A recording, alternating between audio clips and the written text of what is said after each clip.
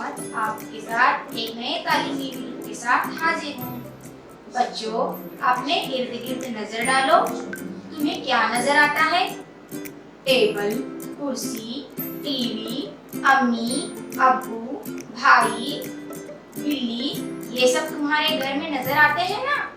तो बच्चों, आज हम हमारे आसपास ये सबक पढ़ेंगे। हमारे आसपास सफ़ा नंबर 1-5। बतलाओ तो भला, ये तमाम चीज़ें तुम यकीनन पहचानते हो। ये चीज़ें किस शय से बनी हैं? ये अशिया कहाँ पाई जाती हैं? इनके इस्तेमाल लिखो।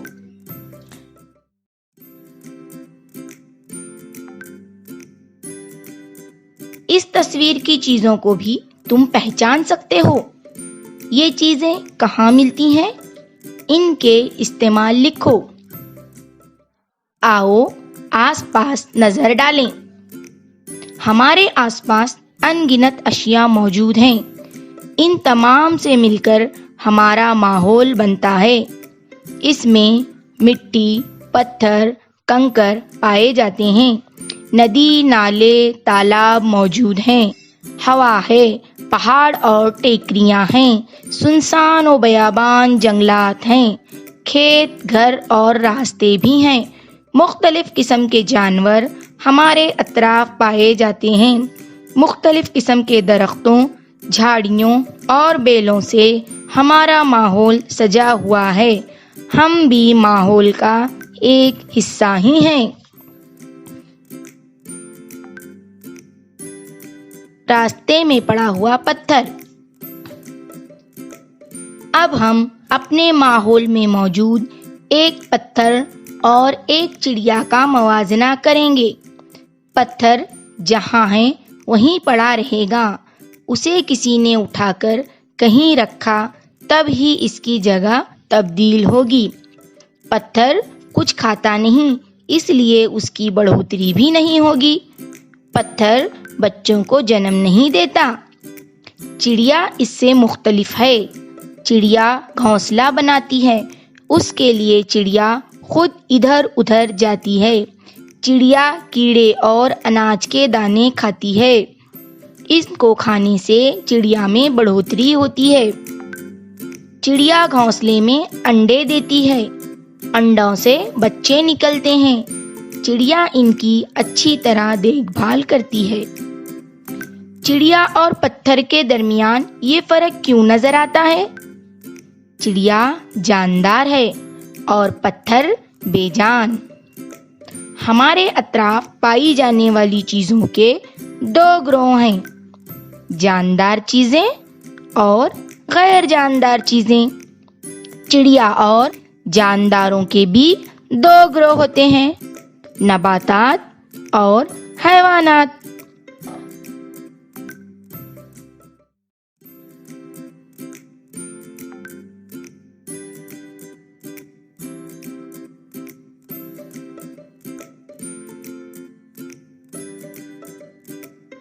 जिस तरह हैवानात बच्चों को जन्म देते हैं, उसी तरह बीजों से पौधे उगते हैं। वो नबातात के बच्चे ही हैं। पौधों की बढ़ोतरी होकर वो छोटे से बड़े होते हैं। इससे मालूम होता है कि नबातात जानदार हैं। नबातात हरकत भी करते हैं। कली से फूल बनने में बंद पंखुड़ियां खुलती हैं, लेकिन नबातात में तमाम हरकत आसानी से नजर नहीं आती। पौधों को भी ग़िज़ा की ज़रूरत होती है।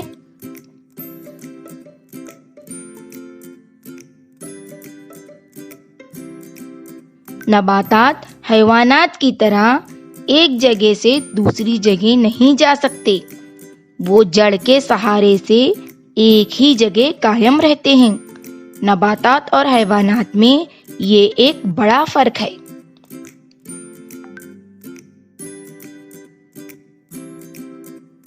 बतलाओ तो भला, बताओ कि तस्वीर में दी गई चीजें जानदार हैं या बेजान?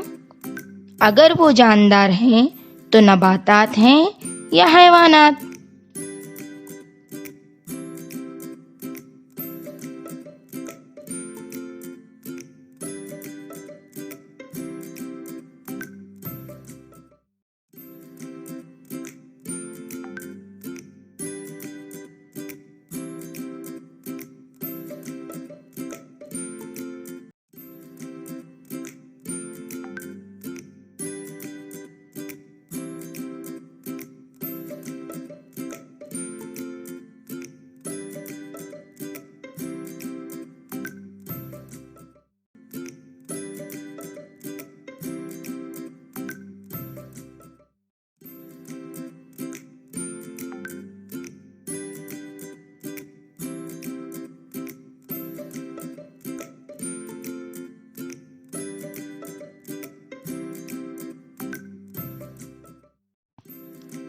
ماحول کے تمام اجزاء کا ایک دوسرے سے تعلق۔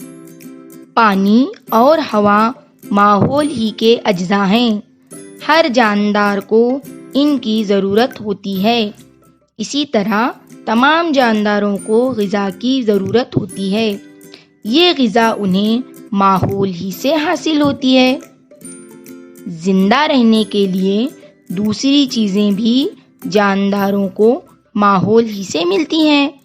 پرندے گھونسلے بناتے ہیں، جس کے لیے پرندوں کو کپاس، تنکے، دھاگے وغیرہ درکار ہوتے ہیں، وہ انہیں ماحول ہی سے حاصل ہوتے ہیں۔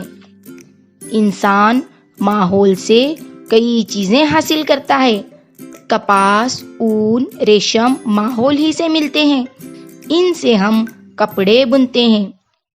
چٹائیاں، ٹوکریاں، بیاض کے کاغذ جیسی چیزیں انسان ماحول سے حاصل ہونے والی اشیاء سے بناتا ہے۔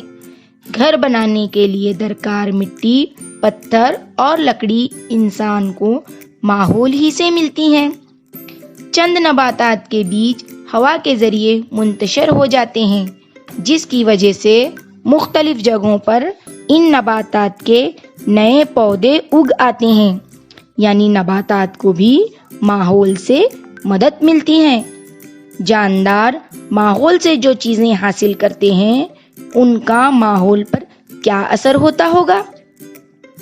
مردہ جانوروں کا گوشت گدھ، لومڑی وغیرہ جانور کھاتے ہیں۔ وہ اپنا پیٹ بھی بھرتے ہیں اور ماحول کو بھی صاف ستھرا رکھتے ہیں۔ مردہ جانوروں کا بچا ہوا حصہ سڑتا ہے اور مٹی میں مل جاتا ہے۔